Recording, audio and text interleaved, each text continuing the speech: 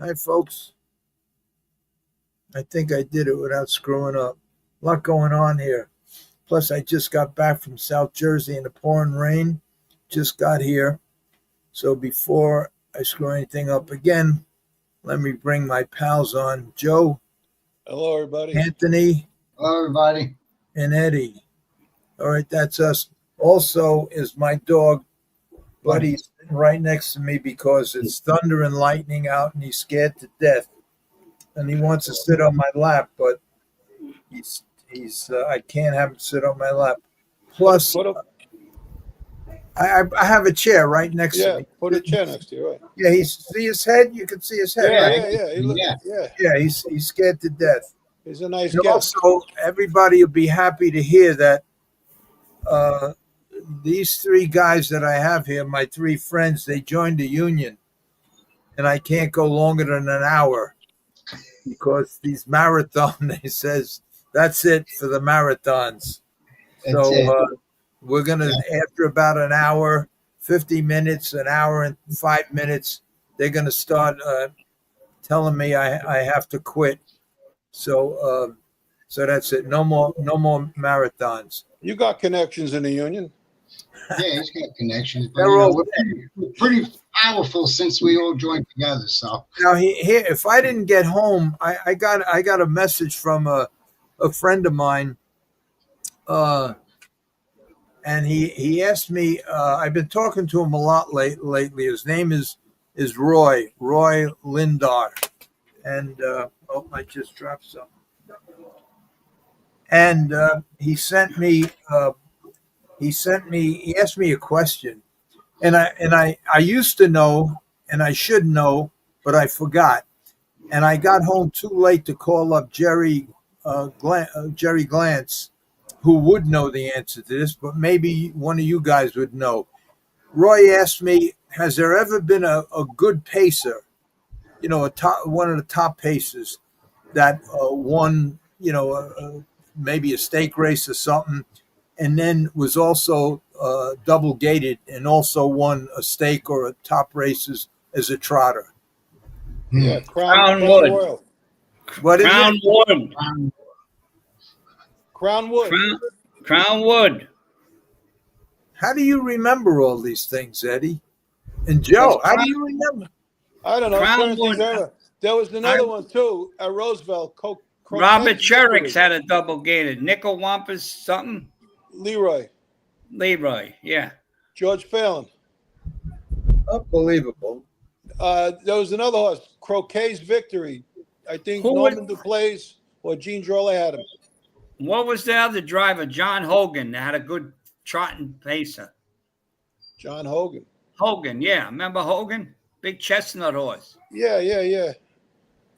Unbelievable how you guys remember that. You're talking about guys from the 60s. Yeah, I can't remember yesterday, but I remember those things.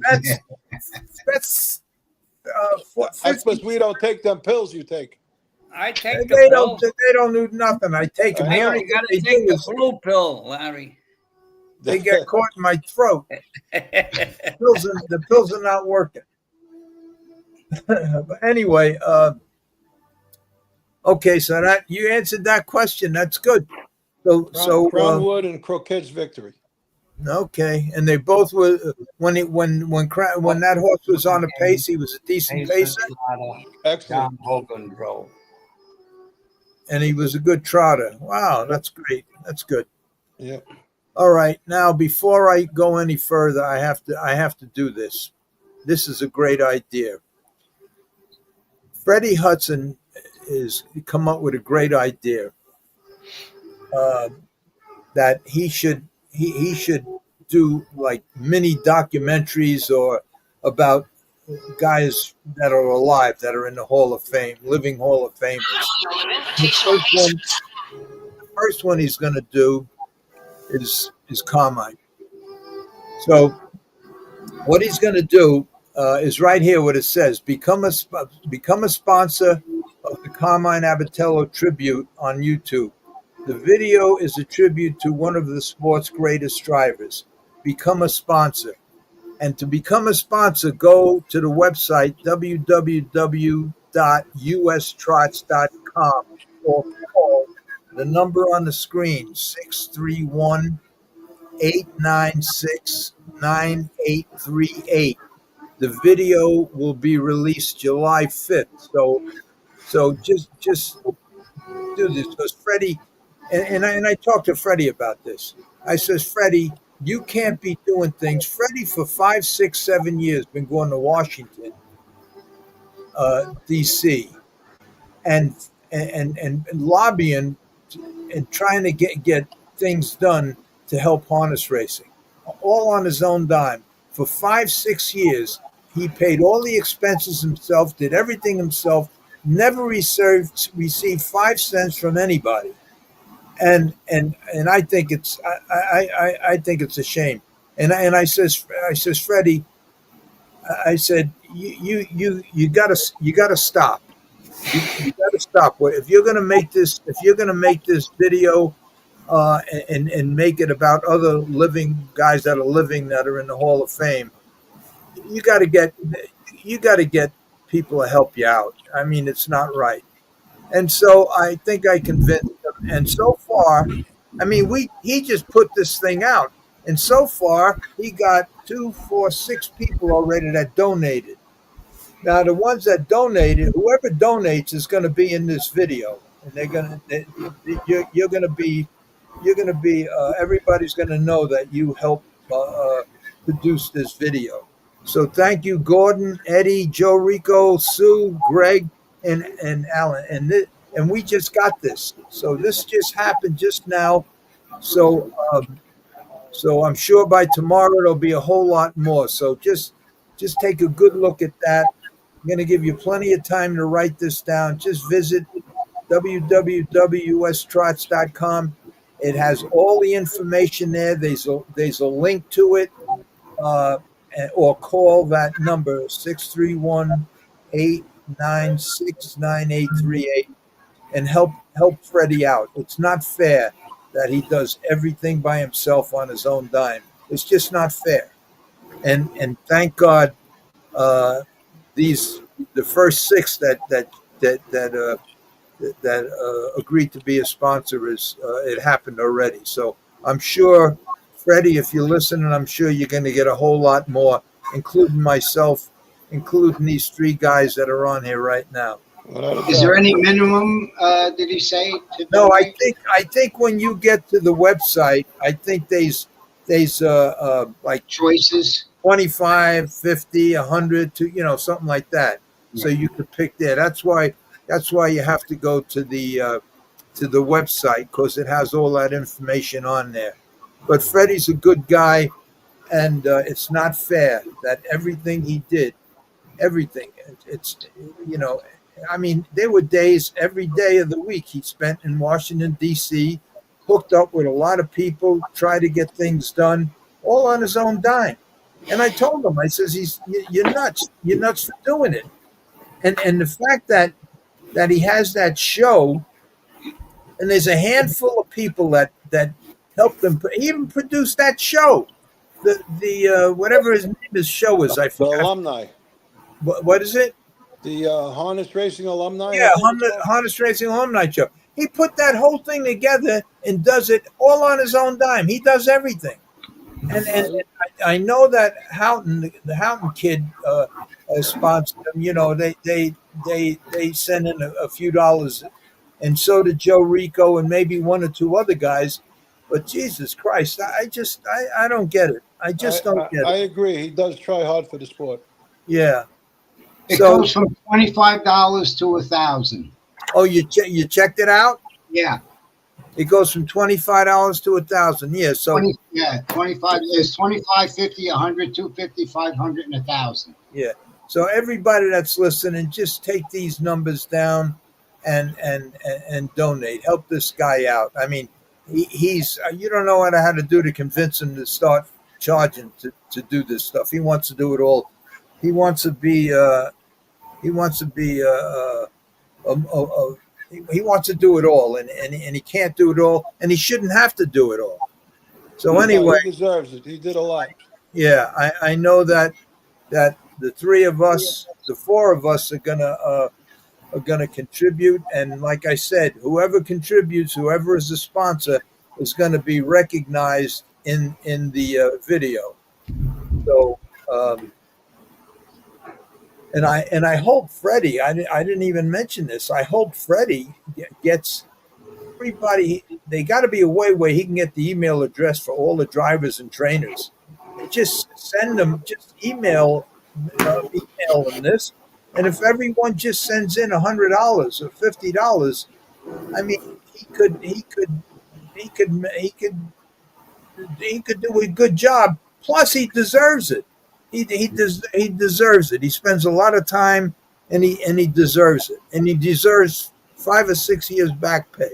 All right, I'm not going to keep going with that, but that's it. And thank you guys, Gordon, Eddie, Joe, Sue, and Greg, and Alan. The first ones, as soon as this went up, these were the first guys that called in. So good for you. Okay, now let's see. Oh, before I forget, I want to ask you guys this question. This was a horse that I trained. It was the last race, the last day at Hialeah Racetrack. And the reason I put this picture up is because in a winner's circle, I want to see if you guys remember it. It's that guy there, the first guy by the horse's head is Pat Delasanti. Do you guys remember Pat Delasanti? No, I don't. No, I guess not. All right. What happened? Well, oh boy, sad stories. Maybe we'll do this another time because I don't want to get into that sad stuff because they're all dead by freak accidents and oh god. All right, so I shouldn't even put that picture up. Okay, so here's what we'll do now. Eddie sent me this picture. So for you guys that think Eddie just trains thoroughbreds, there's Eddie holding the horse's head in 1887 at Pompano? Yeah, in Pompano, yes. And that's our pal Jerry Persino who drove. Yes. That was a horse. We went to the Meadowlands sale and we bought him for $12,500. And when I bought him, Benny Webster used to drive him. He ran third in the Meadowlands Pace when he was a 2-year-old, I think, or 3-year-old. And I guess he must have got hurt, and he was in the sale because when we looked at him, he had, they had the eligibility papers on the door, and it said Indian Sunset by Becky Lynn Hanover. And that was a good mare. I said, huh? That was a real good mare. Yeah.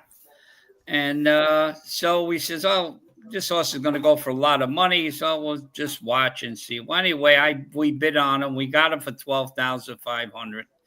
And Benny Webster came over and he offered me $25,000, and we said, no, we'll take a shot. And we went to Pompano, and we found out he had arthritic ankles, and we gave him 6,000 milligrams of Motrin to relieve the pressure and pain in his ankles, and he became a stake winner. He went from a 158 pacer to a 152-4 at Meadowlands, and we sold him to Ray Remond for $160,000. Nice. And, Not a bad profit. Yeah, so that was a hell of a profit, and then Ray Remond Ray Remond was a very hard trainer, so he trained him like $160,000 colt. So, and basically he more or less not good for him. No, because the horse only had to be trained in 215. He couldn't go. You go in 50. They train in Meadowlands like crazy. So. But anyway, that was the story there. So that was a good profit and a good time, back there in the 80s. I thought we made a deal that if I was in 20 miles or 20-mile radius, whenever you won a race, that I'd get 10%. Yeah, I heard something like that. Yeah, what happened to that deal? All right, what do I owe you? How much I owe you? I figure you owe him a lot of juice. All of these months. Yeah. Back in the Monticello back in the 19 something. I forget when was it. When I was holding that horse with Gigante and Bernie and everything. You know, I was living in a tack room with Ron Wren. And one day he said to me, Eddie, could you help me out? I said it? Yeah. No, Ron Ring said it. No, Harry said, Larry could you said- help me out? I said, what? He says, you think I could borrow $200? And I says, sure. He says, I'm alive and I can bet the double. I'm going to bet a double. And he says, and this is where, now here's where your percentage that you were just talking about. The double came in and you collected $2,840.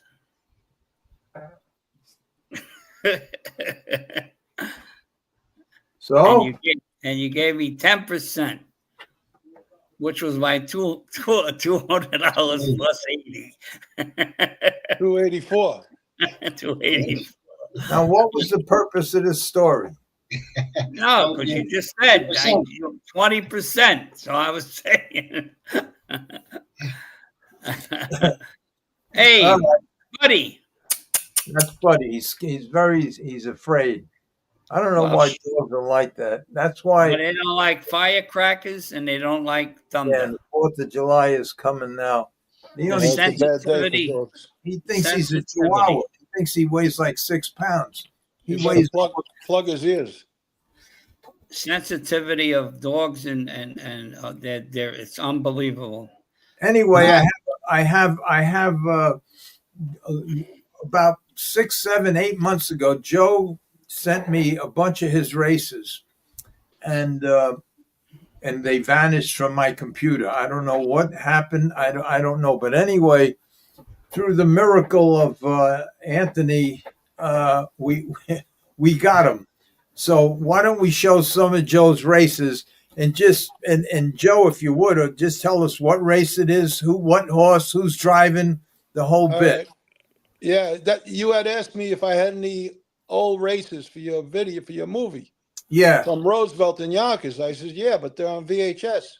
So I didn't know what I even had. I just brought them to the guy that does it, and he put them together. But I didn't know how to use the stick or anything. I sent them to you, and you lost them. So I sent them to our mastermind, Anthony, and you sent it to the little old winemaker. Well, now we have another one. We have his brother Dominic, who has more equipment to do this than him. Yeah, so he's telling me. Now we have Scorsese. We have everybody here on this team. And you know another thing, this is true. In the last month or 2 months, I must maybe at least 7, 8 people who I haven't heard from or who I didn't know have called me.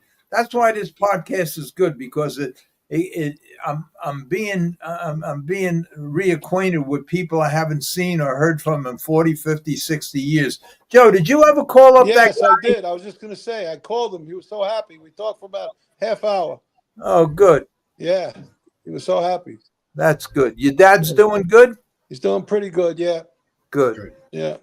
All right. Now all we need is for him to get good enough so you could bring him down to Jersey here, and we could you could corrupt him after 90 years. All right. You want to show some races? Who's going to control this, me or you, Anthony? I'm going to control. You got to put it on, though. All right. Okay. Here we go. You better stop so I know who they are. Yeah, I'll tell you, Joe. All right, you two guys take over. There it is. All right, well, wait a minute. All right, Joe, this is the first one from the first track, Oval Master. Okay. Yeah. What post I got? One. I don't know. Okay. We'll see as soon as they. Well, what's the horse's name? Oval Master. Oval Master. I think I got the 5-hole. It looks like I think the 5-hole. Yeah. Who's driving? Me. He is. Okay. He's driving. They're all fan pacing trio out quickly for the lead. Oval Master at the rail. Hal's best in the outside. You got the rail. Into the first turn, Banana. Oh, no, has the Anthony, early this one lead. is the Oval wrong Master race. second. Hal's best. We showed that race. That was the one with Joey Rico. Oh, okay, yeah. All right, here. Wait a minute. Let me get to 3. You showed that one last time. You remember with Joey Rico? Yeah. Yeah. Okay. Yeah. That's Jerry Glantz announcing.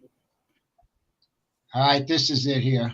All right. Yeah, I got the 5-hole. They're all fan pacing. Yeah. Milkman goes for the lead. Mishmash between horses, rough gated, and the outside Oval Master. That's the horse's name, Milkman? No, Oval Master on the outside. Oval Master. Mishmash is third. 3 back, Herbar's back is fourth. Treacherous Bread fifth. A gap afforded Damocles Lobel, Ships Falcon, and Double Stakes. That's you in front now, Joe? Yeah, I'm in front now. Oval Master has the lead. Milkman right Regine back comes up back. on the outside second. Mishmash third. They're by the quarter in 29 4/5. The race into the paddock turn the first time. The Milkman has taken over the lead. Oval Master is second. Mishmash races third. A length back, Herbar's back is fourth. Treacherous Brett fifth. A gap of 3.5. Damocles Lobel. Ships Falcon seventh. Double Stakes is eighth. They combine the stands the first time. Milkman with the lead. Mishmash now moving up quickly to challenge. Oval Master is third. Herbar's back is fourth. They're by the half mile in a minute. I'm saying, oh no. Yeah. Clubhouse turned the second time. Mishmash and Milkman battle for the lead. Oval Master third. Herbar's back is on the rim fourth.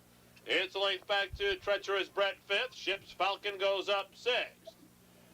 They lead the 5/8, heading to the 3/4 pole. It's still Milkman and Mishmash. The horse on the front end is getting weak. Master third, Herbar's back is fourth. Treacherous Brett fifth. I'm praying that Hervé goes 3 wide here. He's second over. So I can slip out. Double Stakes eighth, 3/4, 130. Just as he goes 3 wide, I slip out. The final time, Mishmash 3 parts of a lane. Milkman at the rail second. Herbar's back is 3 wide third. Oval Master in between horses fourth. They've got an eighth of a mile to pace now. They turn for home. Mishmash, Milkman, and Herbar's Bacchus. 3 across the track, split by Oval Master. Through the lane, Herbar's Bacchus. Oval Master closing the rail. Herbar's Bacchus and Oval Master. They're heads apart. You pulled a journalism move there. Yeah. This field is in motion. All right, wait a minute. This is, all right, yeah, this just should be the next one. Okay. That was a good drive, Joe. Yeah, real good drive. Thank you. All right, this one is Strike LaRue. That was a free-legged pacer, wasn't it? No. No? They're off and pacing. Super Scat goes. All right, I think I got the 3-hole here. I get away 4. Yeah, you're into the first turn. Super Scat getting the early lead. What were your colors, Joe?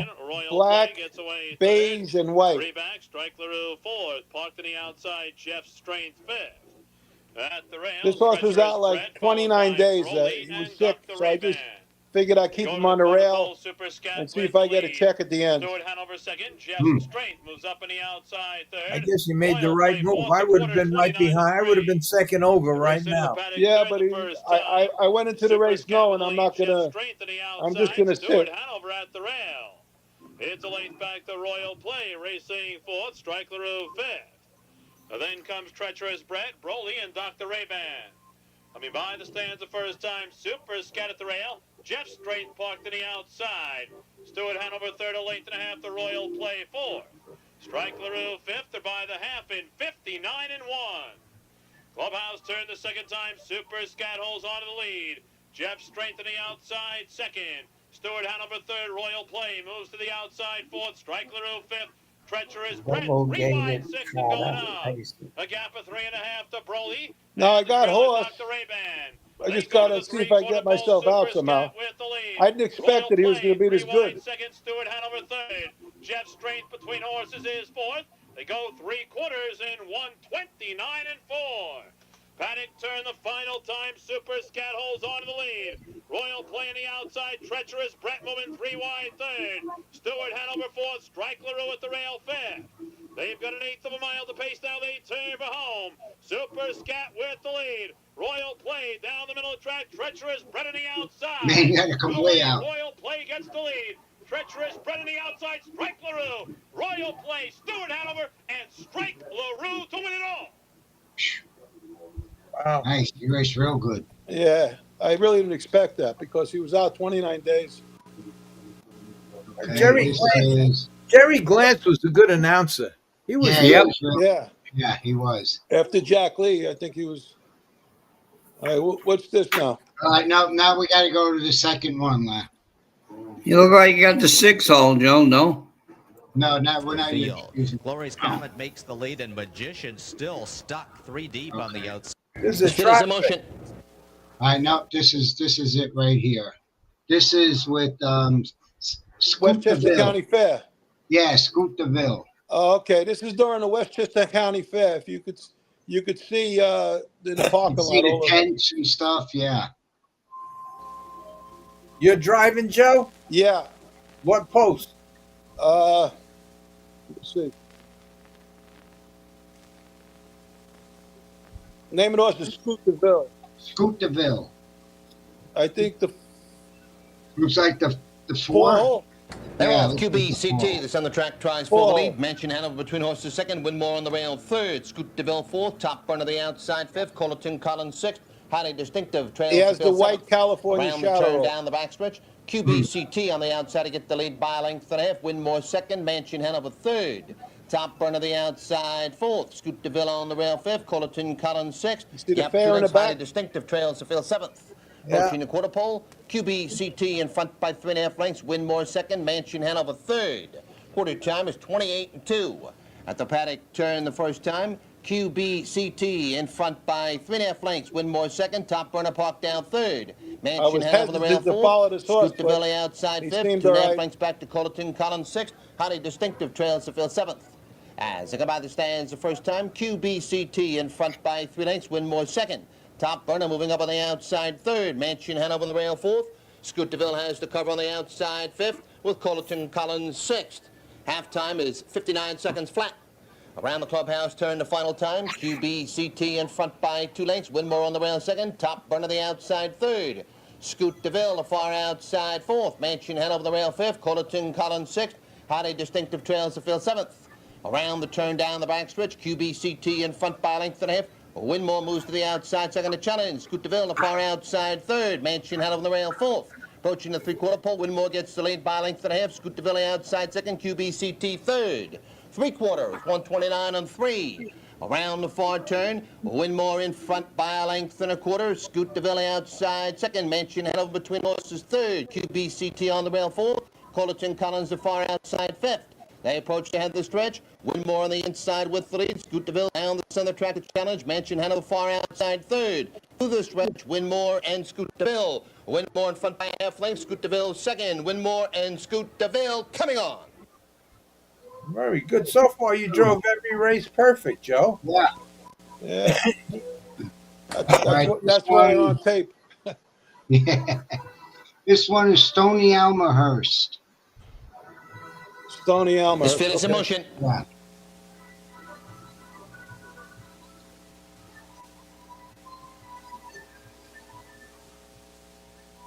Oh, this is in a mud. This is a muddy Yeah, night. it's a mud. Yeah. What post? I think 3. No. Yeah. They're Yeah. off. Easy Ben tries for the lead. Shadows Mirage in between horses. Second active Scooter on the rail third. Hail Alert fourth. Ski Six to far outside fifth. Around the turn moving towards the backstretch. Active Scooter on the rail. Shadows Mirage in between horses. Easy Ben to far outside third. 3 of them across the track. With Hail Alert on the rail fourth. Ski Six alongside fifth. Stony Almerhurst I'm sixth. sixth. 3 lengths back to Jockey's Pilot Yeah. seventh. And General Mike trails the field eighth. Quarter time is 28-4. At the paddock turn It's a the muddy first time, night. We can't see Easy Ben nothing. in front now by 2 lengths. Active Scooter second. Shadows Mirage third. Hail Alert fourth. Ski Six parked out fifth. Stony Almerhurst on the rails sixth. Jockey's Pilot only inside seventh. General Mike trails the field eighth. As they come by the stands the first time, Easy Ben in front by 2 lengths. Active Scooter second. 3 lengths back to Shadows Mirage third. Hail Alert the outside fourth. Stony Almerhurst on the rail fifth. Jockey's Pilot with cover on the outside sixth. Halftime is 1 minute flat. Around the clubhouse turn the final time. Easy Ben in front by 2.5 lengths. Active Scooter second. Hail Alert up on the outside third. Shallows Mirage on the rail fourth. Stony Almahurst the outside fifth. General Mike on the rail sixth. Jockey's Potted alongside seventh. 3 lengths back to Ski Zix eighth. Down the backstretch. Easy Ben maintains a 2.5 length advantage. Active Scooter on the rail second. Hail Alert alongside third. Stony Almahurst the outside fourth. Shallows Mirage on the rail fifth. Jockey's Potted alongside sixth. Another great drive. 131 and 3. Around the far turn. Easy Ben hangs on the lead by a neck. Stony Almahurst alongside second to challenge. Hail Alert in between horses. We couldn't third. see anything. I remember Active this Scooter night. boxed in on the rail fourth. So Jockey's bad. Pilot 3 wide on the outside fifth. They approach to head the stretch. Easy Ben on the inside leads by a half length. Stony Almahurst alongside second. Active Scooter third. Through the stretch, Stony Almahurst down the center track to get the lead. Easy Ben second. Stony Almahurst, Jockey's Pilot the far outside. Stony Almahurst in front. Another great drive. Wow. And a year-old season, the winner 6. This here is Joy Levesque has had a tough trip, still trying. this is the Meadowlands. Hamiltonian out of this race. You might remember last year, Kicktail. I got a handed Muscles trotter at Yankee Yonkers. He won the open trot with me driving. I set the track record for 1 mile and a 16th with him. The horse was really good. And the owner had him staked to a lot of stuff. He was a nickel-bred trotter, but he turned out to be a good one. And everybody laughed at me when I put him in the Titan Cup at the Meadowlands. He was in with Magician and a lot of good horses, Kicktail. And, we put him in. The horse was sharp. I put Danny Dubé up on him. And he gets a good trip. Watch the race. Loss early on. Muscles Yankee rebounded with a win in the Hamiltonian. Trainer Jan Janssen had this one ready to roll for Continental Farm of New Jersey. Ryland Inc. It's $160,000 purse. Joy Levesque could do no better than third. And since the 1 mile trot, the Titan Cup final, this free is it. He had worth the 3-hole. $190,000. Glory's Comet fired back with a better mile last time. Super High Test came bursting home in the limb. Good Magician horses in may here. try to steal it. Track entering the first turn. Alan Jopa slides over against the pylon. Super Toy races in 6th. Then it's a gap of 1.5 lengths to Super High Test. Gapping further back is Party, and Lookout Victory trails the field. Glory's Comet makes the lead, and Magician still stuck 3 deep on the outside. Opening quarter was in 27 and 2. Fool's Goal is up on the bid, and here he comes to challenge Glory's Comet for the front. Armbro Rusher locked in the pocket, and Magician now has cover to follow on the outside as they head down the backside. Alan Jopa trotting 5th. Super Toy is 6th, and now it's Magician who's rushing up on the outside. Fool's Goal got to the front between calls, but he now yields to second, and Glory's Comet is third. So Magician was used hard to get there, but he is on top at a 55-1 half-mile clip. Magician was the best trotter in the country at the now time. tips to the outside from 4th. Alan Jopa second over. He's got gets like over a to follow flawless that cover. skate. Looks Party good. slides up the cone. Super Toy third over 7th. Danny Super High second Test, over some with Alan work to Joppa. do. He's 8th on the outside, about 8 lengths from the front, and trailing the field is the mare Lookout Victory as they come around the far turn, trotting toward the 3/4 marker. Magician leads it, but Armbro Rusher is gaining steadily on the outside second. Fool's Goal locked in third, 3/4, 124 and 4, and Alan Jopa has had a perfect trip, and he comes 3 wide for Dubé. It's Armbro Rusher who surges up on the outside. Magician is game though, he's fighting back. Alan Jopa closing. Super Toy on the outside. Super High Test charging hard on the far outside. Alan Jopa leads it. Glory's Comet shakes loose. Super High Test. Alan Jopa, Super High Test, very tight. Alan Jopa may have pulled off a shocker, but it was a photo. 153-1. It took Magician almost a half mile to get to the top, and it cost him. Glory's Comet didn't have it when it counted. Meanwhile, Alan Jopa shaves more than 4 seconds off his lifetime mark with a surprising effort. Joe Guarino trains for Paul John Spada, Sands Point, New York. That's the applesauce, Joe. Yeah, he got the applesauce, all right. All right, go to the next one. Yeah, the next week he raced in the not the Nat Ray, the Nat Ray. He finished second the next week. Go to the next video, Larry. Towards the inside, Brighton Blue Chip second. This is both these races are Stony Almahurst. Stony Elmhurst. Yeah. Head off, Nuclear Age tries for the lead. Brandrel towards the outside second. Dune West along the rail third. Gorgeous Fellow towards the rail fourth. Stony Almahurst fifth. I'm fifth. Around the I think I turn got. down the backstretch. I don't know Dune what West post I in got. front by 3 points of a length. 5 hole. Nuclear Age alongside second at challenge. Gorgeous Fellow on the rail third. Brandrel alongside fourth. Straightening out down the backstretch. Nuclear Age now gets the lead by a length. Brandrel the outside second. Dune West on the rail third. 2 lengths back to Gorgeous Fellow fourth. Gap of 3 lengths. Stony Almahurst fifth with Union Kipper sixth. Quarter time is 28-3. As a paddock turn the first time, Nuclear Age leads by 3 points of a length. Brandrel parked out second. Dune West on the rail third. Gap of 2.5 lengths. Gorgeous Fellow fourth. Stony Almahurst fifth. Union Kipper sixth. As they come by the stands the first time, Nuclear Age on the inside, Brandrel on the outside, head and head for the lead. 2 lengths back to Dune West third. Gap of 4 lengths. Gorgeous Fellow fourth. Stony Almahurst the outside fifth. Halftime is 57-3. Around the clubhouse turn the final time. Nuclear Age on the inside, Brandrel on the outside, still head and head for the lead. Dune West along the rail third. Gorgeous Fellow fourth. Stony Almahurst the outside fifth. Union Kipper on the rail sixth. High rolling the outside seventh. Escape this is eighth. Down the backstretch, Nuclear Age on the inside, Brandrel alongside, Stony Almahurst the far outside third. 3 of them across the track. Dune West in between horses fourth. High rolling the far outside fifth. 3/4, 128-4. Around the far turn, Stony Almahurst gets the lead and draws away by 3 lengths. Brandrel second. High rolling the outside third. Nuclear Age is off stride.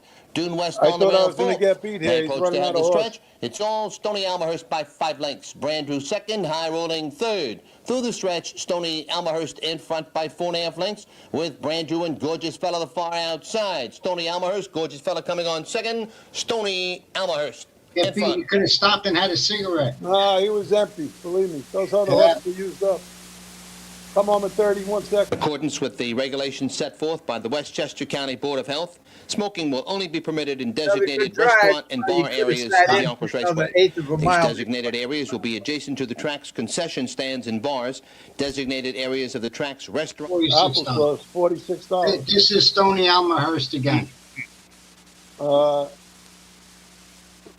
think I got the 6 hole here. That's the same horse. Yeah, same horse. Errol Patola's Dream tries for the I lead. left with him tonight. Towards the inside, Brighton Blue Chip second. Stony Almahurst the outside third. Circles Gambler on the inside fourth. Laurel Swat fifth. River Lane the far outside. Around the turn down the backstretch. Brighton Blue Chip in front by a length. Stony Almahurst in between horses second. River Lane the far outside third. 3 of them across the track. Patola's Dream on the inside fourth. Circles Gambler fifth. Approaching the quarter pole, Stony Almahurst on the inside, River Lane on the outside. Head and head for the lead. Quarter time is 29 seconds flat. At the paddock turn the first time, River Lane gets the lead by 2 lengths. Stony Almahurst second, gap 3.5 lengths. Brighton Blue Chip third. Patola's Dream fourth, Circles Gambler fifth. Robbie's Fellow the outside sixth, Orel Swat seventh. In Artie's Fashion Trails to fill eighth. As they come by the stands the first time, River Lane in front by 3.5 lengths. Stony Almahurst second. Gap 3.5 lengths with Brighton Blue Chip third. Circles Gambler the outside fourth. Halftime is 1 minute flat. Around the clubhouse turn the final time. River Lane in front by 2 lengths. Stony Almahurst second. Brighton Blue Chip the outside third. Patola's Dream on the rail fourth. Circles Gambler 3 wide on the outside fifth. Orel Swat on the rail sixth. Robbie's Fellow alongside seventh. Artie's Fashion Trails to field eighth. Down the backstretch, River Lane in front by 2.5 lengths. Stony Almahurst second. With Patola's Dream third. 2.5 lengths back to Circles Gambler the far outside fourth. Orel Swat moves up on the inside fifth. 3/4, 131-1. Around the far turn, River Lane in front by 3 points of a length. Stony Almahurst up on the outside, second to challenge. 3 lengths back to Patola's Dream third. Gap of 3 more lengths. Orel Swat on the rail fourth. Circles Gambler alongside fifth. They approach the head of the stretch. River Lane still in front by a little more than a length. Stony Almahurst the outside, second in Patola's Dream. Through the stretch, River Lane on the inside, Stony Almahurst on the outside. Stony Almahurst down the center track to get the lead. Joe, you hit the horse more than 6 times. I know. Joe. Heist is Yeah, it's a fine. You're getting a fine. And that's it. Yeah, that's it. All right. How do we get rid of this stuff? I'll get rid of them. Like the others ones. Throw them in the garbage. and lose them. Yeah, those were the fun days, I tell you. Now we got to go. We got to go to these. We're looking for Eddie from Florida. He's still not on here. Still not on, no. And Eddie, if you're listening, Larry says you probably did, but make sure you subscribe. I don't, because I don't understand why you're not able to, go on the comments to add the comment. I think he said he did subscribe. Yeah, that's what you're saying. No, you got to join Google. He did. You have to hit subscribe. Once you subscribe, you automatically can go. Yeah. I don't get it. I don't understand it. Maybe you should start reading some of these comments because it's okay. Well, let's start from the top. We'll just put them up. Eric says, "Rest in peace, Steve Wayne Lucas." Boy, wow. Yeah. But he had a good life. Yep. Good evening, gentlemen, says Joe. Good evening, Joe. There's Francis. There's beautiful Francis. Hi, everyone. Hope all's well. All's well. Except for Eddie. Eddie didn't get good news today. Eddie has to get a pacemaker. But get a pair of hobbles. Oh, yeah. Well, pacing, hobble maker. A pacemaker. That's what the hobbles are. We've been using them forever. Don't worry about it. I want to try them out. I'll tell you one thing about Eddie, but for everything that he got going on, he got a real good attitude. Always laughing and smiling. Unbelievable. Unbelievable. All of those drugs have a half-life. Still in them. You should see what I come out. Good evening, men. Good evening, Steve. Hello, Francis. Steve. Eddie, you're sharp. Francis All says right, you're Steve. sharp. Thank you, Francis. Now here's Roy. This guy I was talking to. He's been in horse. He's a pretty sharp guy. He's another one with a memory like unbelievable. He was telling me things. He's in the thoroughbred business and trained for the biggest stables and very, very sharp guy. And we've been talking the last couple of days. He's the one that asked me the question about the double gated horse. He's a pretty sharp guy. Okay, Eric, at Woodbine Saturday, they had plenty. They had pony rides and other amusements for kids. Bands inside and out, and secret vouchers came out of betting machines for 10, 20. Place was packed. So that's it. That means bands inside and out. Yeah, okay, that's how you get it, yeah. They're doing something. Do you know what? I don't know who sent. That Michael sent me this. This was unbelievable. I can't believe it. I hope I can find it now. He sent me.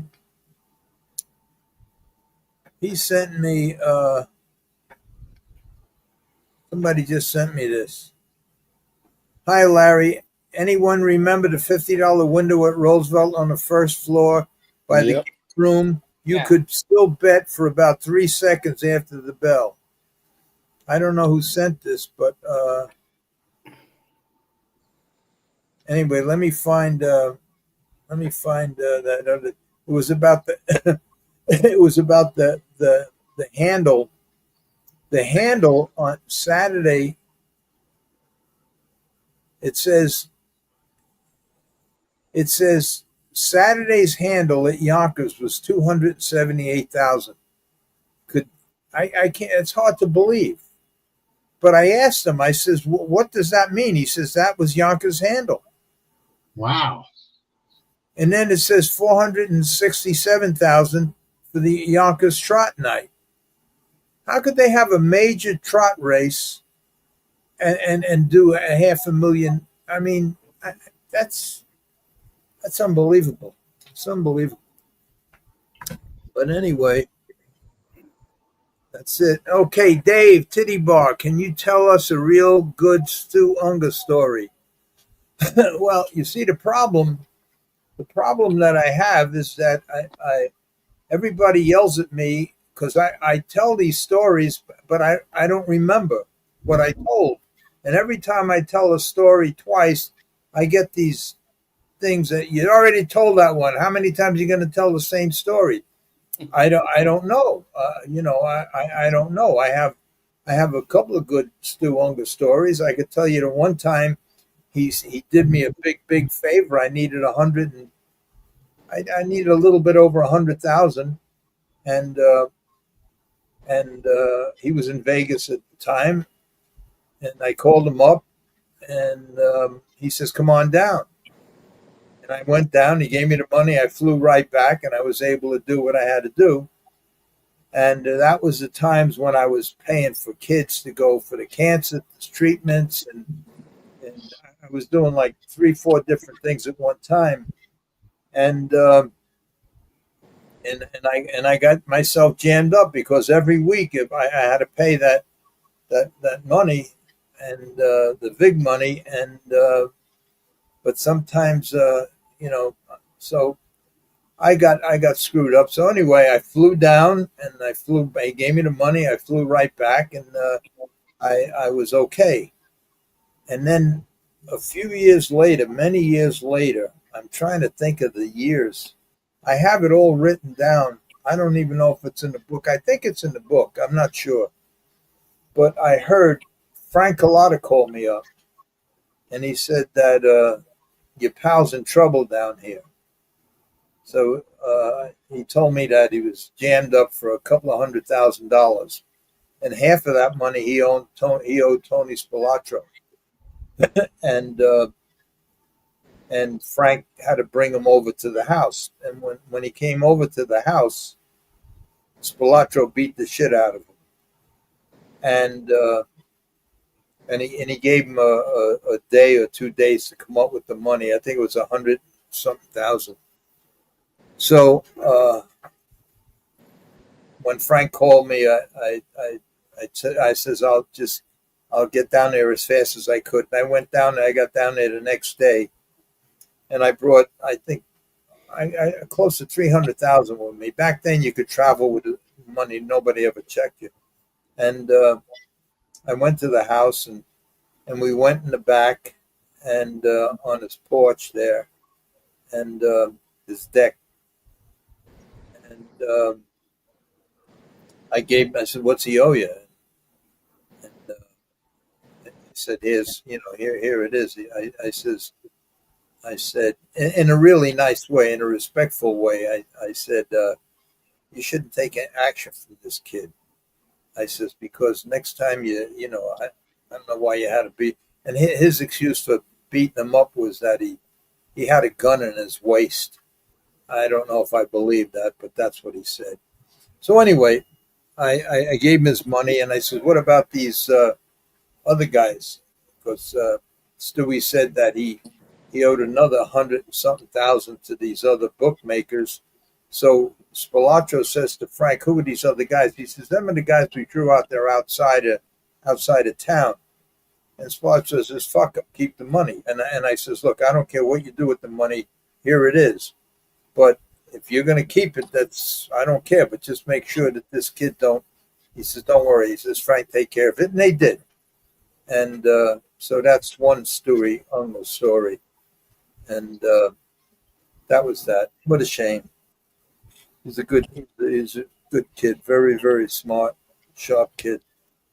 When I had him up here in Monticello, he started playing these guys, all these guys that come to the Concord and Grossington. They all thought they were the best gin players in the card room. And after a while, he play his hand open. He just lay his cards open. Still beat him. Anyway, Angelique. Hello, Larry, Eddie, Anthony, and Joe. Hi. Hey, Angelique. She's on. She gets up early in the morning. She's on Tommy Stig show every morning, 7:00. I think that's her. Yeah. No, maybe it's not. I know Francis is. I don't know. Yeah, I think. I don't know. I don't remember. Okay, great name of a horse. Great name of a horse. What's a great name Well, for? that's probably when we were showing the races. Could have been Alan Joppa. Could have been, one of those. Alan Joppa, he named the horse after his 4 grandkids. Whatever his name was, Joseph, Paul, Andrew, and maybe it was Alan. I don't know. Oh, these are the girls I get mixed up. Angelique and Frances. And Francis. Yeah. Yeah, I get them two mixed up. I get everything mixed up. 2 pretty girls. What is crown symbol next to our names? The hell's I that? don't see a crown symbol. I just see a play symbol, like a to play a video. I don't know. The red box with the white arrow in it. Yeah, that's what I see. I don't know. Hard to see from here. I don't know. Make this bigger. I don't see nothing. Benny knew his horses. Poor Benny. Yeah, those are play buttons. Francis, you're set up real good. You're set up real good now, champ.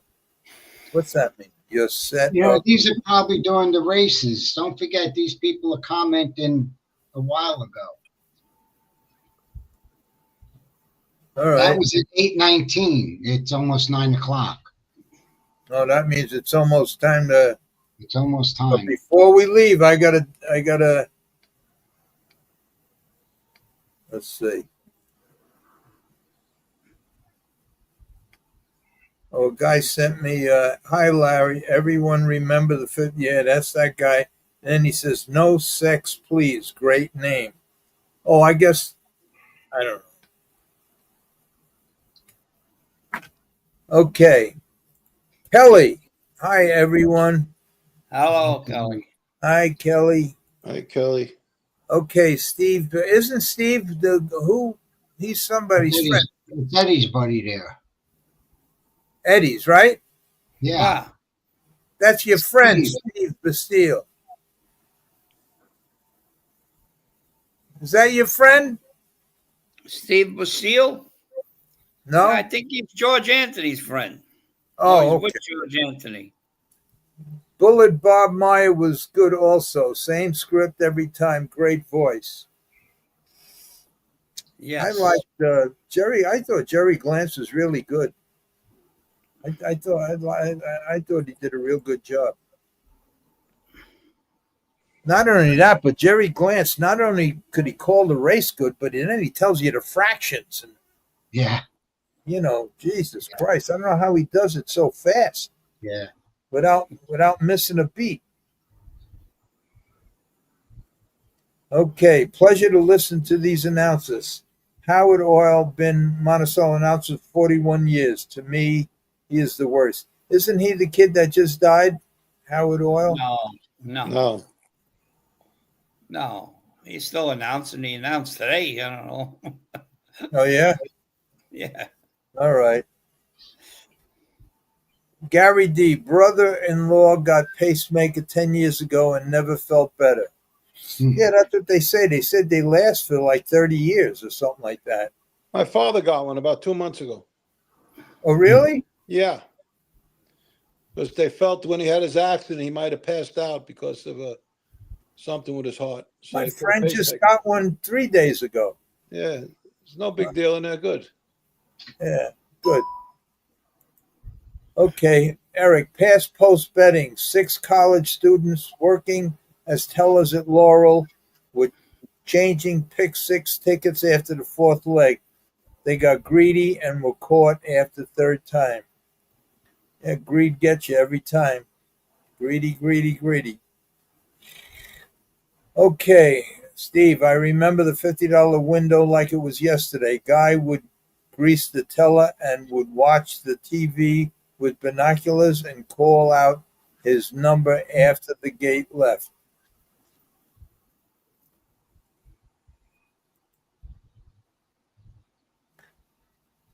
Hello, Kelly.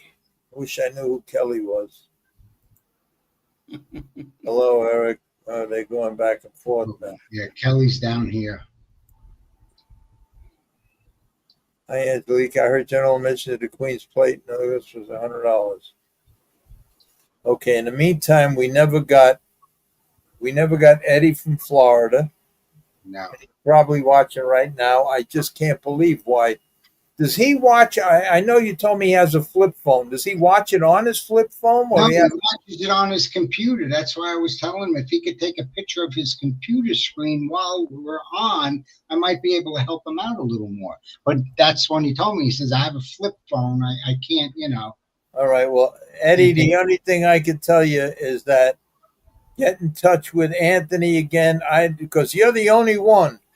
You're the only anybody that has a problem. Anthony always straightens it out because I don't know how to do it. But if you subscribe to this podcast, you automatically can go make comments.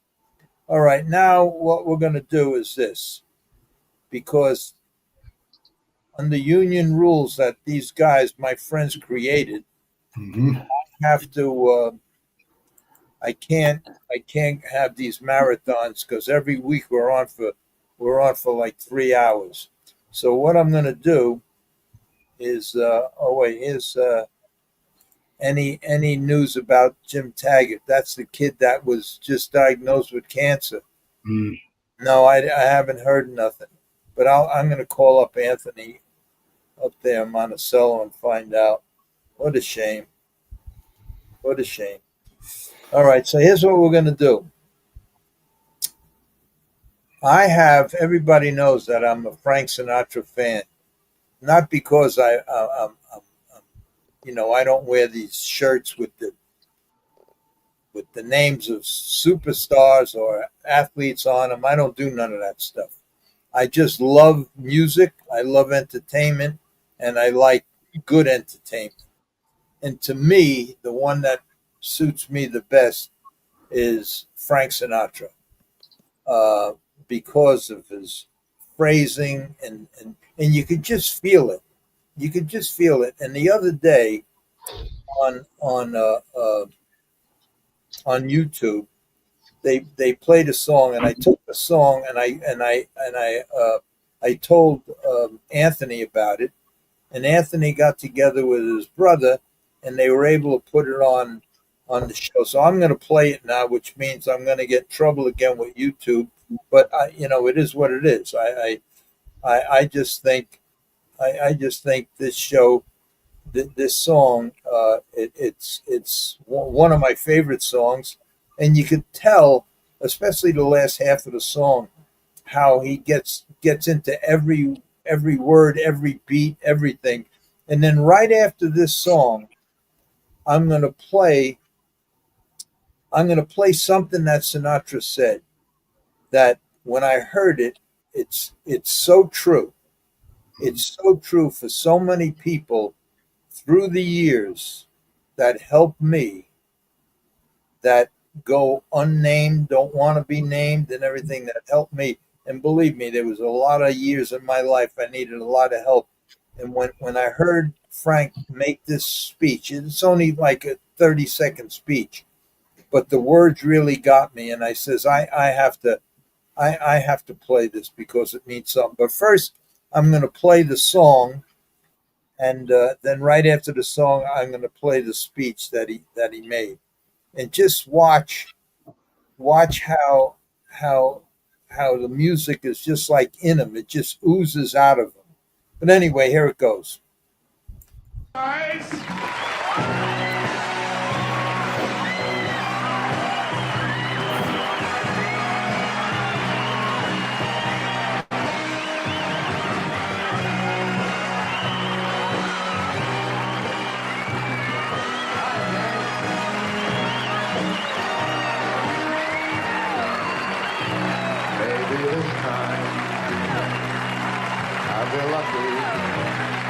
Maybe this time you'll stay. Maybe this time, for the first time, Love won't wander away. She will hold me fast. I'll be home at last. Not a loser anymore, like the first time and that time before. Everybody loves a winner, but nobody loves me. Mr. Peaceful, Mr. Happy, that's what I want to be. Now the odds are in my favor. Something's bound to begin. It's got to happen sometime. Maybe this time I'm gonna win.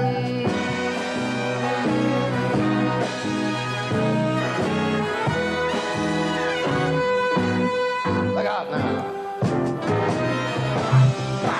Everybody loves a winner, but nobody loves me. Mr. Peaceful, Mr. Happy, that's what I long to be. Now the odds are in my favor. Something's bound to begin. It's got to happen sometime. Maybe this time,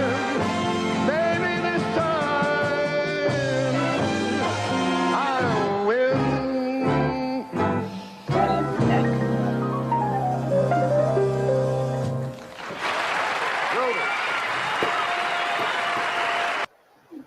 Okay, now I love that song. I'm going to play. You got to listen to the first 4 or 5 words he says in this speech, and this is what got me. Now, if I hope it cues up right at the right time. Here it goes. About is why you have to get famous to get an award for helping other people. About is why you have to get famous to get an award for helping other people. I'm not being facetious about it. I've just been thinking about it. It's true, actually. If your name is John Doe and you work night and day doing things for your helpless neighbors, what you get for your effort is tired. So Mr. and Mrs. Doe and all of you who give of yourselves to those who carry too big a burden to make it on their own, I want you to reach out and take your share of this Gene Hirschholt Humanitarian Award. Now that's terrific. In the beginning, if you missed it, he says, I don't understand why you have to be famous to get a trophy for helping other people. And if you're just a poor working guy and you help people, all you get from it is tired. That's so true, especially to the people that some of the people that helped me gave me their life savings to save me. And nobody knows except me. And that's so true. And there's a lot of people out there just like that. Now, I want to address this. Let's see. Eric says, Frank Sinatra, popular but not a great singer. Sorry to disagree. Well, you could disagree all you want. Okay. And then he says, Larry, I don't understand why you ate pigeons. Were there not Catholic churches and charities to help? Well, you know what? I got something to say about that. Well, let me just answer, and you can say something. First of all, that didn't even come into my mind. Okay, I got no money. What I used to do, and I'm not proud to say this, I'd wait till 2 o'clock in the morning. I go around to the bigger stables and rob enough feed to feed the horses. And then you don't think of these things. So whoever thought that I can go to a Catholic church and ask for, Father, can you feed me? You don't even think of these things. That you just got, look, I put myself in that position. I get myself out of that position.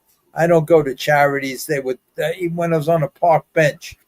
I didn't go to no charities. I didn't go no place. I did what I had to do to get myself out. I got myself in. I got myself out all by myself. What do you got to say, Anthony? When I was living in Jersey, I lived right next door to a Catholic church, and there was this homeless guy who would sleep on the park bench across the street. And my neighbor had a catering truck, and every once in a while he'd get his food at the end of the day and bring it to the guy to feed him. Well, one day, you know, I'm looking outside, he's on the park bench, the cops come and take him away. We found out it was the church who called the cops and had him removed. Really? Yeah, they didn't want him there. They didn't feed him. They didn't do anything. Now, I'm not putting down the Catholic Church. I'm not putting down any churches, religions, or anything like that. So don't get me wrong. I'm just saying that this Catholic Church didn't do anything for this guy except call the cops and have him removed. We were feeding him. The church didn't feed him. I'm not saying that the church doesn't feed people or do good or anything like that. So don't get on my ass for it. Well, that one priest in the church in Monticello, when I just got done, there's another story I probably told. There was a girl up in Monticello that her name was Lynn, and she had a baby out of wedlock, and my mother used to babysit the little baby because she had a job as she drove the school bus. So my mother used to babysit the baby for her, and then I don't know when the baby was a few months old or whatever. I don't remember. She asked me if I would be the godfather to this baby. So my mother asked me. She says, "Lynn wants you to be the godfather. That you want to get the kid christened or baptized, whatever you do. I don't know." And I says, I says, "What's that?" My mother said, "You be the godfather." Okay. So I says, "All right, tell her okay." So my mother calls me back a day or two later, and she says the church won't baptize the kid because she's had the child out of wedlock. So I go to the church. That's the church I rebuilt. I go to the church. I went to see the priest. And I says to him just like this. I says, there was a girl, Lynn, that come here want to get a baby christened or baptized, whatever. And you turned her away. And he says, yeah, well, she's not married. She committed a sin or whatever he said. I said, let me tell you something. I rebuilt this church for you. I'll burn the fucking thing down. You call her back up. Here's her number. You call my mother's house. She'll be there. And you give her a date to baptize this kid. And I'll be here. If you don't, this fucking church would be right down to where it was before I showed up. And that was that. So do I believe in God and this and that? Yeah, I do, because there's a lot of things that happen to me in my life where there has to be a God. Because if there wasn't, there was no way I'd still be alive today. However, there's a lot of bullshit that goes on in all that man-made bullshit, like you have to donate, and if you don't, there's a lot of man-made bullshit that, as far as I'm concerned, shame on some of the popes that didn't straighten a lot of that bullshit that went on out, and that's why they lost a lot of people in the church. I don't know much about it. Maybe I'm talking out of my ass, but You're right. that I know, that's how I feel. Do I believe the richest religion in the world? Yeah. Just look up the stock Immobiliare. You look that up, Immobiliare, and you could read everything about the Vatican. The Vatican is very corrupt. And they won't baptize you if you don't belong to the church and if you don't donate and everything. You know, according to Christianity, anybody should be able to get baptized, no matter if you belong to the Catholic Church or not, or anything, or if you're out of wedlock. I don't care who you are. If you want to be baptized, you should be able to get baptized. Absolutely. And they don't. The Bible says. The Bible says that. Exactly. Yeah. I read that thing about Immobiliare. If you know how to spell it, you look that up. It is one of the richest, trillions and trillions of dollars the Vatican owns that stock. Yep. And I think they're the largest property owners in the whole world. That's it. That's the immobility. And they're the biggest money launderers in the whole world. Yeah. Yeah. That's the truth. Yeah. Yeah. The Godfather 3 was very accurate with that part of it. Yeah. The Godfather 3 wasn't a good movie, but as far as the Vatican and Rome, very, very corrupt. Yeah. All right. It is 9:10. What are Okay. you gonna go squash grapes today? Yeah. No, we have to quit it. They Joe, you guys joined the union and that's it. I thought you were serious about a union. I thought it was with YouTube. No, YouTube is going to yell at me for playing the song. In fact, I'm going to play it again. I'm going to go I out. love that song. I really love. I was singing it. Did you ever sing it? No, you sound just like him. I didn't know who was who. Yeah. I like it. There's very few people that could phrase like him, but you did it, Ed. We heard I'm telling you, he is the best crooner. I tell you, he pronounces his was words very, very good. Larry, Yeah, you like got satellite song. radio? What's that? You got Sirius satellite radio? I do, yes. You listen to Simply Sinatra? I listen to Sinatra every time I'm in the Yeah. car. All Sinatra, everything. All Sinatra. It's just, That's cool. Yeah. He's to me, that's why Eric must be a younger guy, but how could you grow up in my generation and not realize? I mean, Tony Bennett's good, but he's boring. Sinatra is, what do you got there? He sent this to my father. Do you know if did you see, here's the problem. My friend I was friends with him. My friend Alfred he's the one that wrote that song for Sinatra, Here's to the Band. Right. And he has about 20 signatures of Frank Sinatra. And the original ones are worth money. So he went to see, how much they were worth. And the guy says more than half of them are fake, but they look identical. I don't know how they could tell that they're fake. I can tell. Yeah. It's the same thing like when you ask Joe Pesci for an autograph. If you call his office, the secretary signs it, his name. So Photo pen, like Joe Biden. Photo pen, right? Yeah, exactly. So I gotta find out if you got to take a picture of that photo of that. My brother has another one signed by him to my mother. I gotta. You should take a picture of the autograph and then send it to me. And I want to see, and tell your brother to do the same thing. I want to see if I don't know how they can tell because they all look good to me. I had his autograph, and it was right. I mean, it was live. He did it right in front of me. But when I left Florida, when I lost all my appeals and I left Florida, I left whatever trophies and pictures and scrapbooks I had that my father saved. I left them all in the garage, and I left everything there, everything, and I just left. And so I don't have it. I don't have anything. I don't have whatever pictures I have of me in the horse business.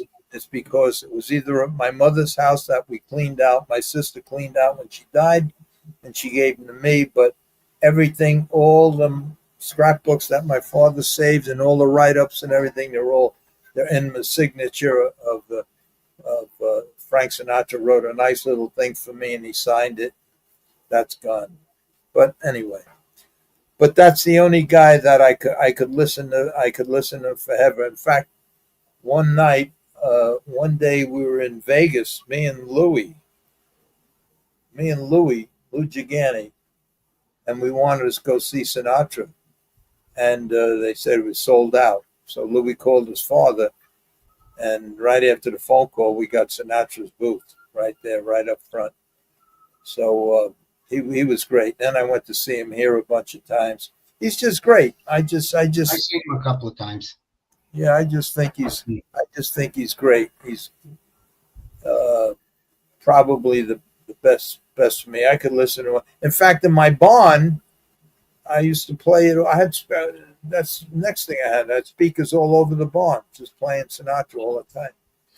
All right, that's it, guys. It's been an hour and 15 minutes. We're going. That's it, Eddie. You said you were leaving at 9:00.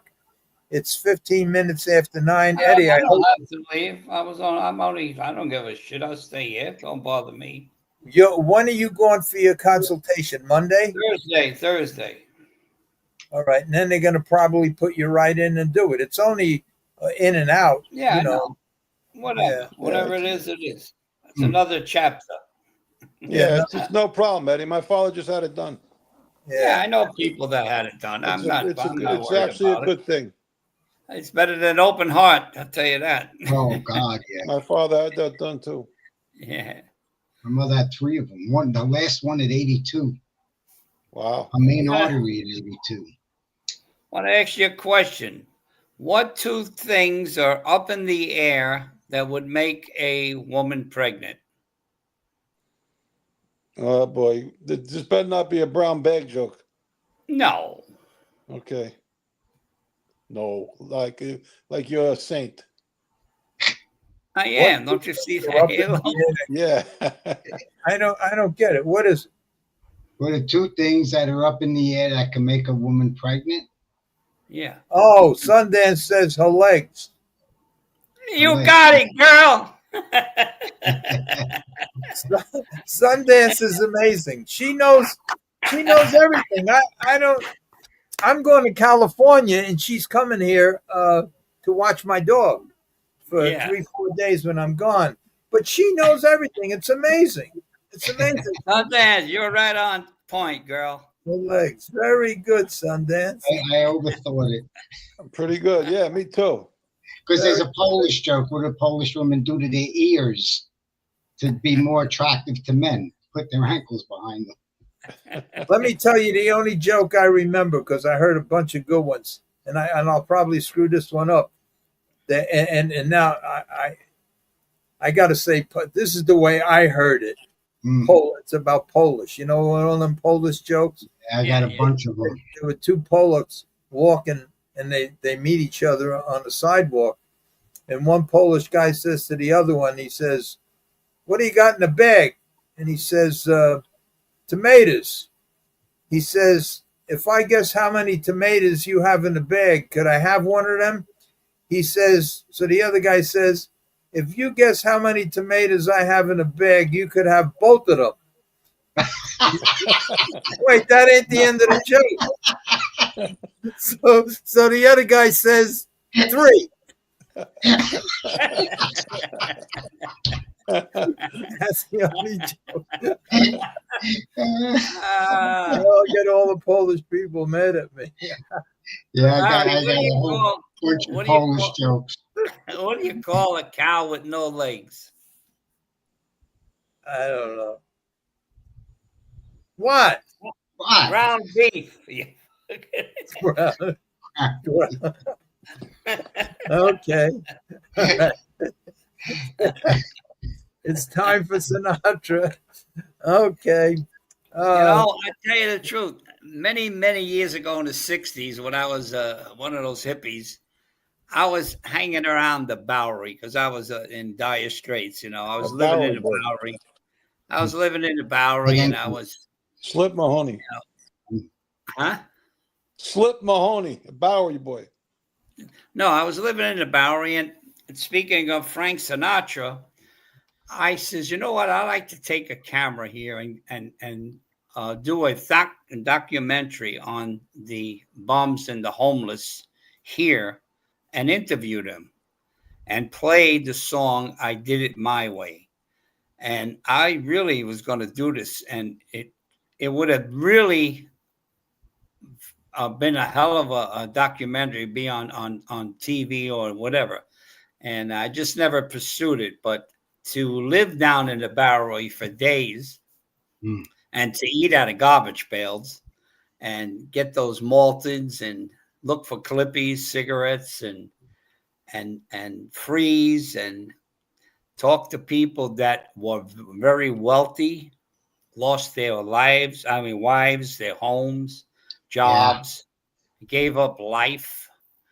And that's how I learned how to write poetry. I was on a bench with this one guy, and we started writing poetry on brown paper bags, which I still have in my room.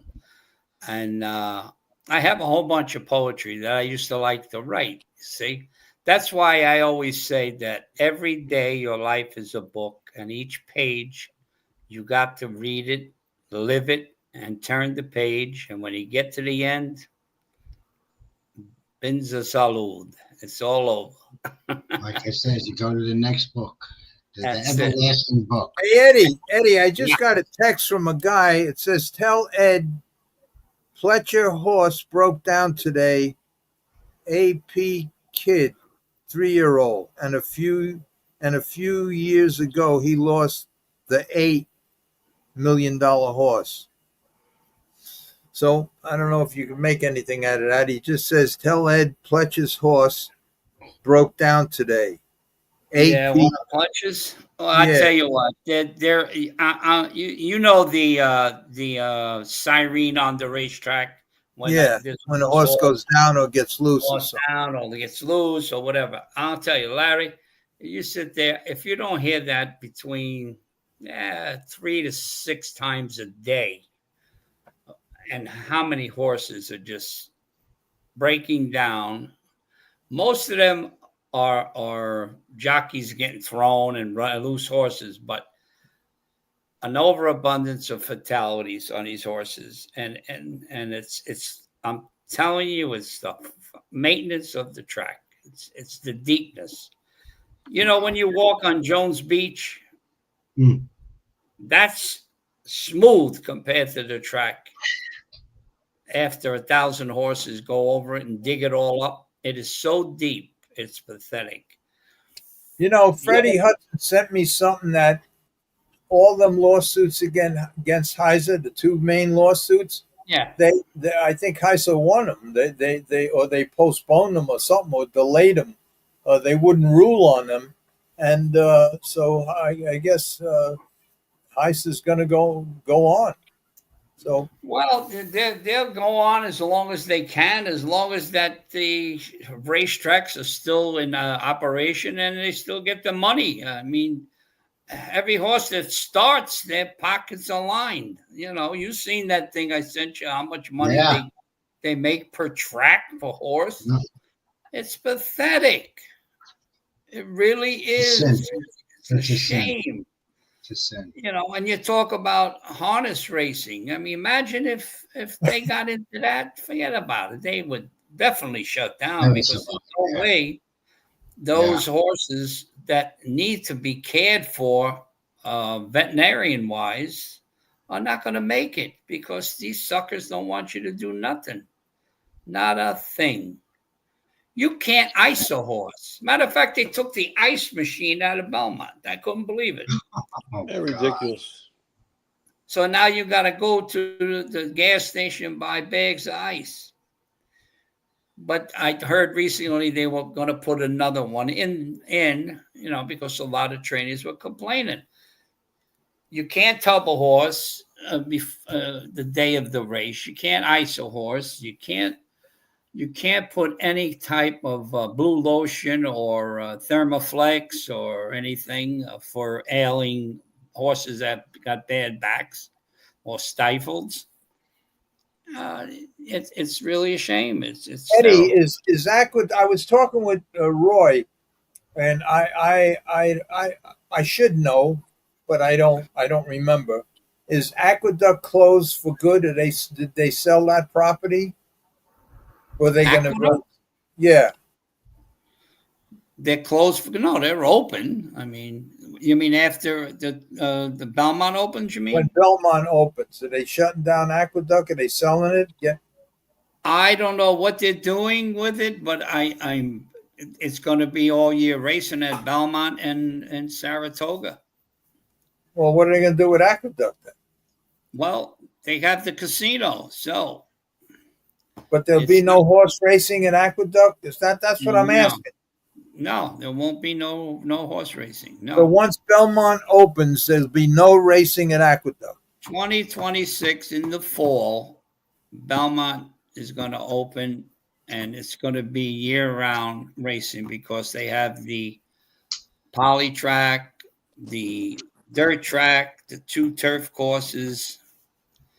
And it's going to be the state of the art of thoroughbreds. And somebody told me that they're going to 65% of the grandstand is going to be boxes.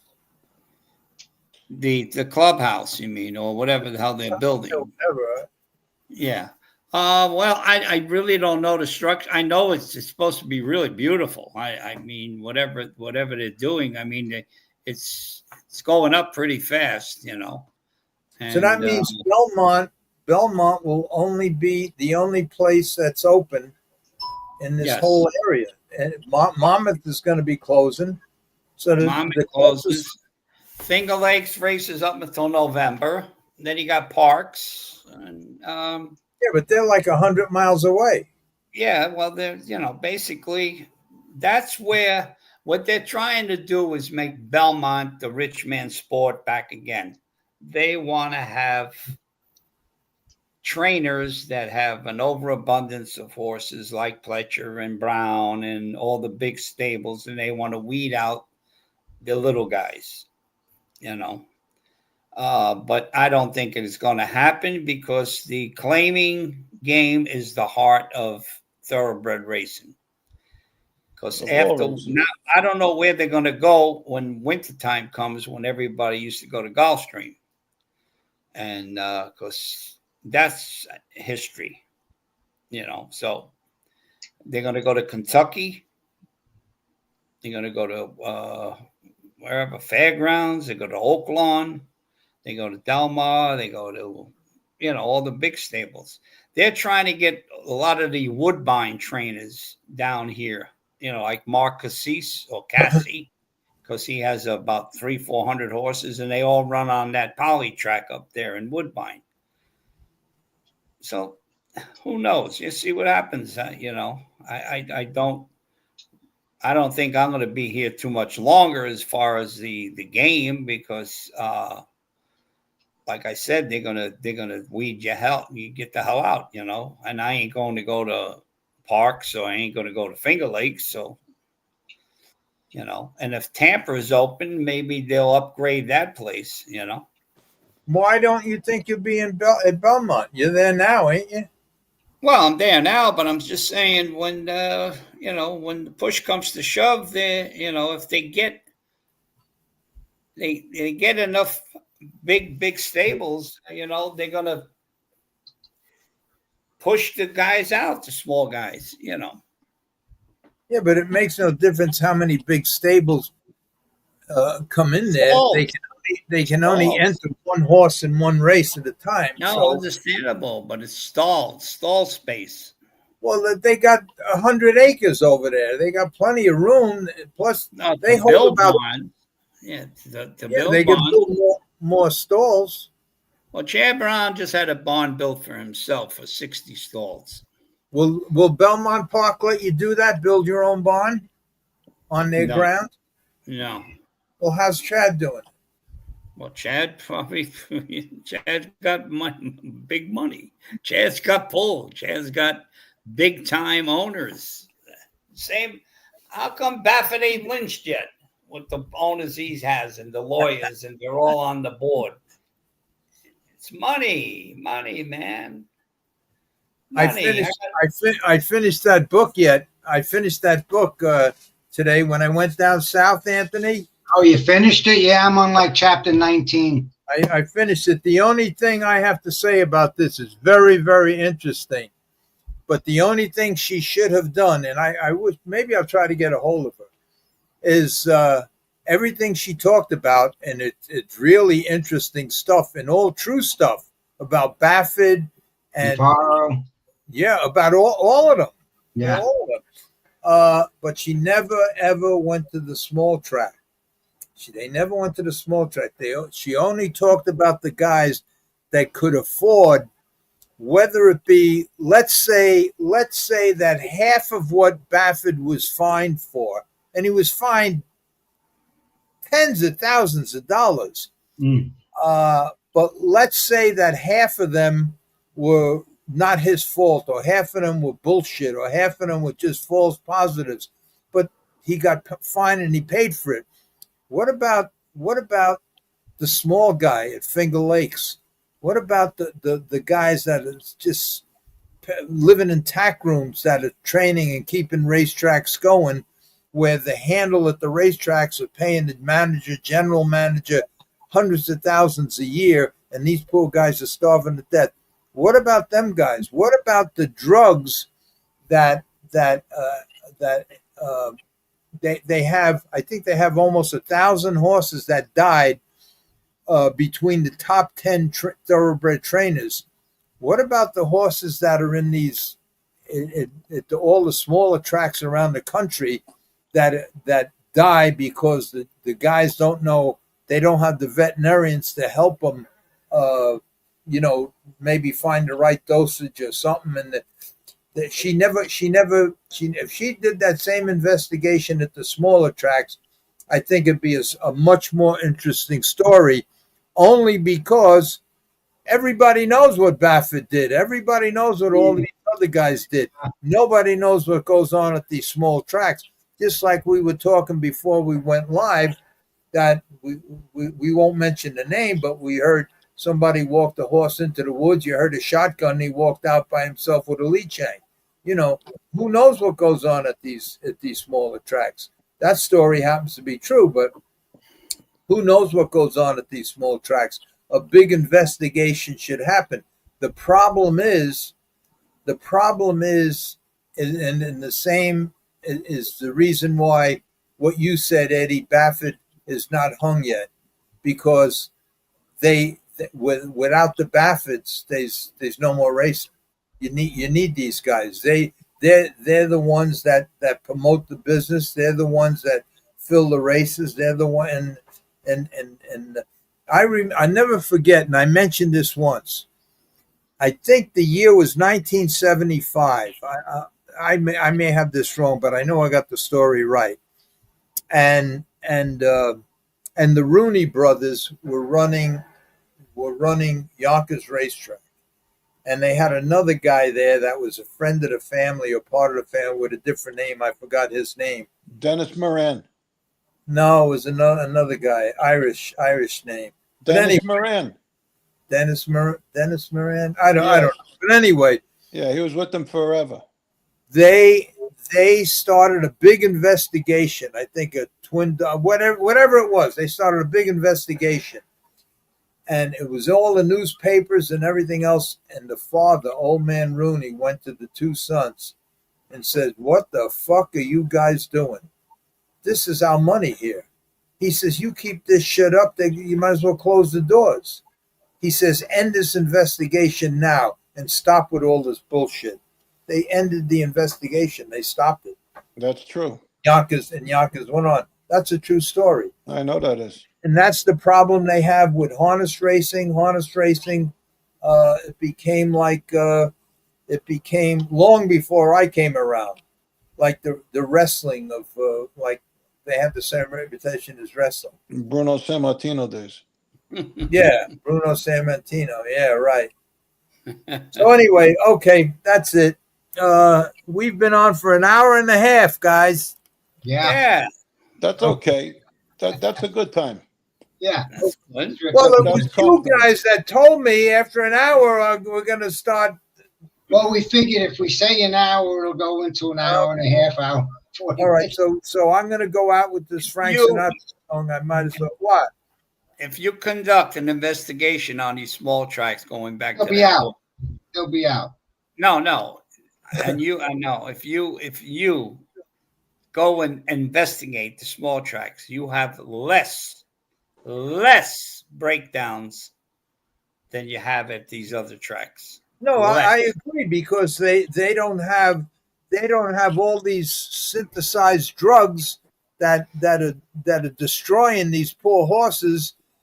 And you got to understand that every drug that they give them, and they probably give them 10, 15 drugs that we never even heard of.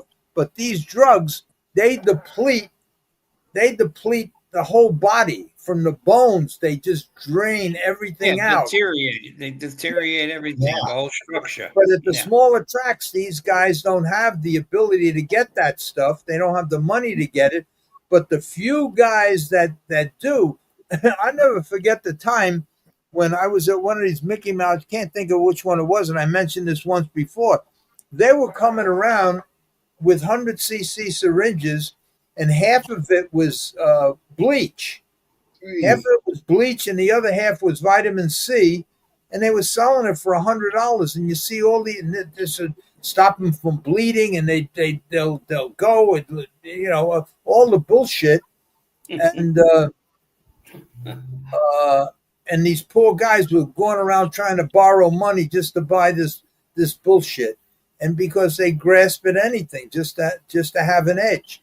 But the big guys, the big trainers, they got the money and the owners. And you know another thing, and I'm not the first one to say this, but if the owners of these horses that die, and the owners at these horses that all these top trainers train for, if they had any morals, they take the horses away from these guys, but they don't. You know why? Because they win the races. They win the races, and they the horses. They insure them, and when they break down, they collect the insurance, and they just stay with you guys. And they can't believe that their trainers is the best. That their trainers are not doing this and everything else. In the meantime, when you know the whole story, they're all full of shit. They're all doing it, and they all and they look. They all should be hung. I remember in the 60s and 70s, I could name 2 thoroughbred veterinarians that were going to Europe then, when the drugs first started to come out, and they were looking for in the late 70s and early 80s, and coming back and leaving certain things out of, so the structure they had no test for it. I remember back then. And I think I mentioned their names once. I don't have to mention it again. But, I mean, from the carryback days and Kelso and the Secretariat, it started way, way back then. And then it just only got worse and worse and worse. So anyway, okay, we chopped that. We chopped a couple of people up today, didn't we? Yeah, Chop it up, man. Chopped a couple of people up. Okay, we're gonna end it now, and I'm gonna end it with Sinatra. Sorry, Eric, I know you don't like him, but we're gonna do it anyway. I'm gonna end it with Sinatra, and thank you all for listening. We're gonna see you. What's today? Tuesday? Yeah. Tuesday. We'll see you Thursday. I know, Anthony, you won't be around Thursday, so if Freddie don't come on, I don't know if Freddie's going to come on or not, but if you don't come on, Joe, you're going to have, and if Joe, you can't come on, that's fine. And Eddie, if you don't feel good, you don't have to come on. I can handle this myself.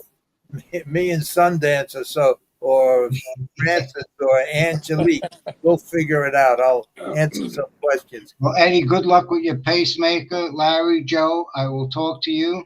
All right, Anthony. Thanks for your help with everything. Yep, and, no problem. No problem. All right, guys. I'll see you. Larry, guys. keep me posted, all right?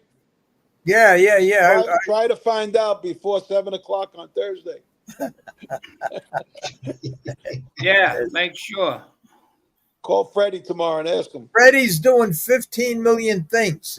I don't even know how he's doing this, because he's in the middle of moving. He's in the middle of 15 different things. But when we were discussing about the living Hall of Famers, and what started it was there's a picture that was on Facebook about Carmine. Carmine's 88 years old. Carmine's been in a couple of bad wrecks in his life, in harness racing.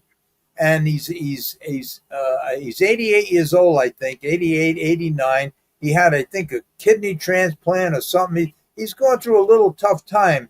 He's going to be okay, I heard, but so we were talking, me and Freddie, and say, why not do a tribute to why do you got to wait till somebody dies before recognize these guys? Because just like when I'm so happy when we can get Mario Marcellino on, because I could just sit here and think that poor kid from being so active his whole life to sit in that fucking wheelchair and stare at the walls and can't move from his neck down. This has to give him, at least I hope it does, I think it does, has to give him a little happiness, a little. Yeah, I'll tell you definitely. what, He enjoys it. He got some good attitude, boy. I spoke to them. You know, he really does. He has a great attitude. Attitude. Yeah. I spoke to them Really last good. week. Last week I spoke to Mario, and he appreciates everything he has, and he's very enlightened. His wife says that he's very happy coming on the podcast. It makes his day. You know? I got a call. Yeah. Well, I don't know who it was that got oh God, the other kid on the Rico. No, Joe Rico's. I heard he's going to someplace. Then he's going to Europe. I heard. Europe. They're going on a river cruise. And then he's going to Europe. And Charlie Giamenco. I got him on. He wants to come on again. I'll call him again. Yeah. Yeah, but have him on when you come on, because you. Definitely. Yeah. Even Ron wants to come. Woodbury. Yeah, well, you got to set that one up too. I will. I'll call him this week. You set that up, and Eddie, see if you can get Linda Rice on. I'll talk to her. No, I'm only kidding. Don't even ask her. Don't ask her. No, don't say nothing. That's my girl, man. She's I know. So let it still be your girl, and don't ask her.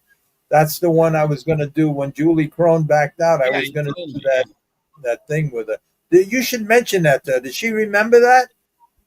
When I told her we were going to get 500 of the wealthiest women in the world and have a syndicate. She did it. She did it. She did it on her own. That was a year after I gave her the whole idea. Then after I never followed through, I saw that she did it. And that was a great idea. Just women.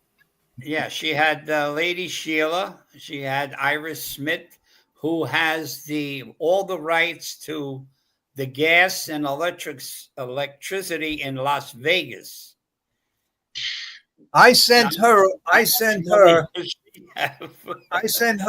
have the list of 500 of the wealthiest women in the country that have their own businesses, and they're the CEO.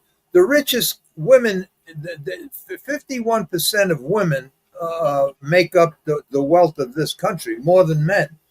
And I had 500 of their names, their companies, and everything else. And I had a professional brochure made up, and I was going to mail it to each one. But I wanted to have everything in place first. So that's what Julie Crone. And Julie Crone quit riding. I got in touch with her. She said she would do it, but then she got married, got pregnant, and right after I had the baby, then she had a terrible pregnancy, I heard. And then she wanted to stay with the baby. That's when I got in touch with Linda Rice. And I told Linda Rice, I says, look, I have this letter, and I put it where I made it like it was a very, very, like it came from the White House, the best stationery and everything else. Every invitation, every letter was going to be handwritten, so they didn't think it was, and stamped with a regular stamp, so their secretaries wouldn't just throw it in the garbage, think it was junk mail. They would give it to her. And I was going to send 500 of them out and just say, listen, why don't you enjoy some of the perks that you're entitled to because of your success? Have some fun. And then I went into the thrills and the joy of owning a racehorse and on and on and on and on. And it was very captivating, and it would have worked. But I don't know why I dropped it. I don't know why I forgot. I don't remember. But anyway, I know a year after I proposed that, because I got her permission. She says, that'd be great. She told me that, we were going to buy yearlings and 2-year-olds and everything else. And it was a perfect setup because her father and her brothers, who was an ex-jockey, they have their own farm. They break the yearlings. It was a perfect setup. and I don't know why I didn't follow through. Something happened why I didn't follow through, but I did. You're usually good at setups, Larry. Huh? You're usually good at setups. You're good How at come you setup. didn't follow through? Yeah, I never followed through. You forgot to take them pills. That's why. The pills are not working. I know. Pills are definitely not You gotta working. give him time. You know what I have to do? I have to, and I might do this. I have to get all my shirts, sew the pockets up, and sew all the pockets except one up in my pants. This way, I don't have to go through every pocket I have. Or where's my keys? Where's my keys? Everything can only go in one pocket.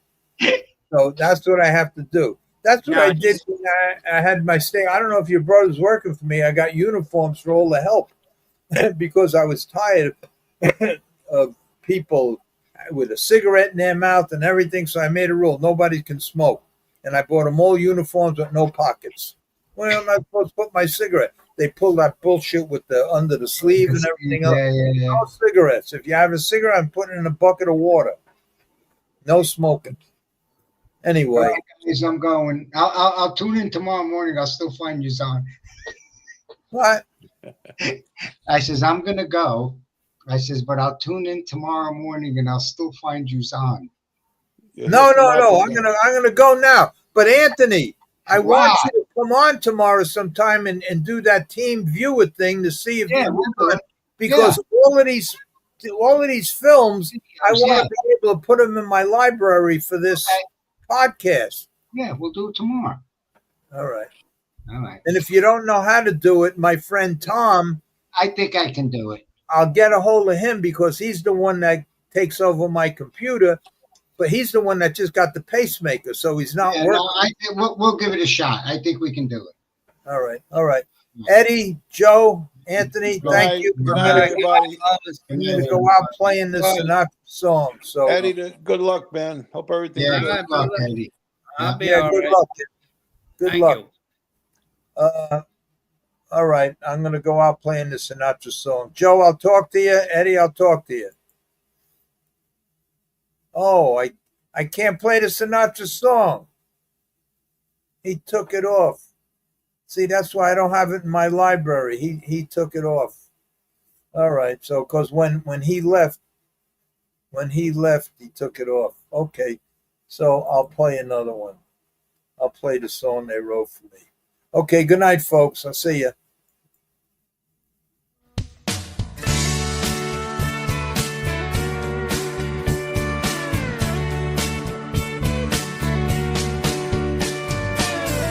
Dump those grudges, ditch those judges. They're just weighing you down.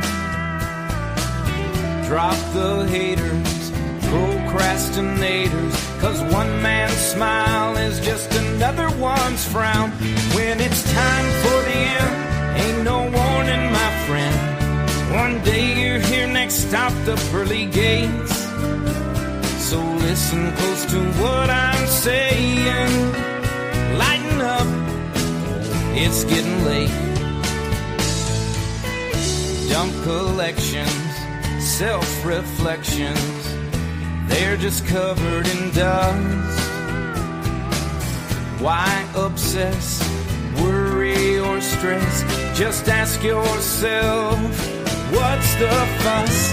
When your doctor calls you on a Sunday afternoon, gonna be a blue Monday, you'll be howling at the moon. You know you never can cheat fate. Lighten up, it's getting late. Forget bling and glitter, text and Twitter. Don't need it to make my case. Say it old school, face to face. Dump the users, soul abusers, turn and walk away. Give yourself a kick in the ass, then raise your glass. Let's toast to the past and make the most of today. Keep the faith, rise above, do Do the things that you love. Find a reason every day to celebrate. So listen close to what I'm saying. Lighten up, it's getting late.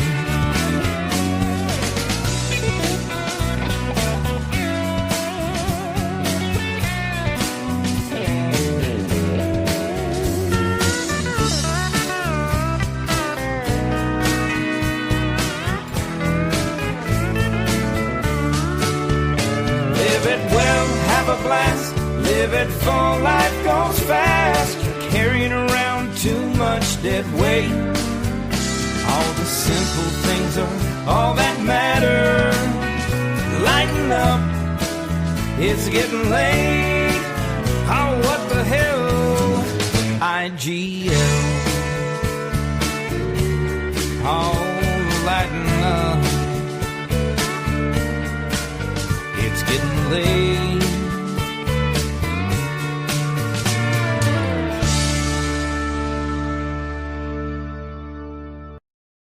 Good night, folks.